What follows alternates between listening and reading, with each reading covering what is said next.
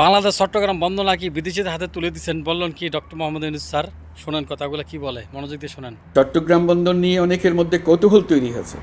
মাঝে মাঝে এমন কথাও শুনেছি যে এই বন্দর বিদেশিদেরকে নাকি দিয়ে দেওয়া হচ্ছে।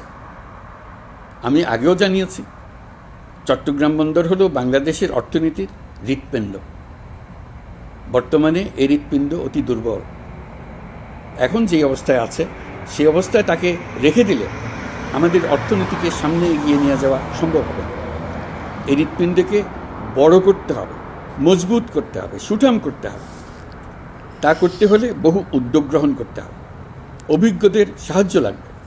আমরা যাদের সঙ্গে যোগাযোগ করেছি তারা বন্দর ব্যবস্থাপনায় বিশ্বের সেরা, সবচেয়ে অভিজ্ঞ।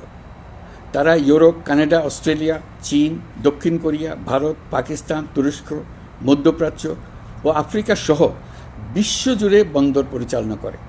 তাদের কাজ বন্দর ব্যবস্থাপনা। আমাদের লক্ষ্য হলো বন্দর ব্যবস্থাপনার কাজ যত তাড়াতাড়ি সম্ভব তাদের কাছ থেকে শিখে নেওয়া। আমি গ্যারান্টি দিয়ে বলতে পারি, যদি 31 সালের মধ্যে আমরা বন্দরের কাজ শিখে ফেলি, এর পরবর্তী 5 বছরে অর্থাৎ 36 সালের মধ্যে পৃথিবীর যত দেশে যত বন্দর এই কোম্পানিগুলো চালায় তাদের বহু বন্দর এই বাংলাদেশিরাই পরিচালনা করে। থাকলে আমাদের বাংলাদেশটা অনেক একটা রোল মডেল হয়ে যাবে ইনশাআল্লাহ, আশা করি।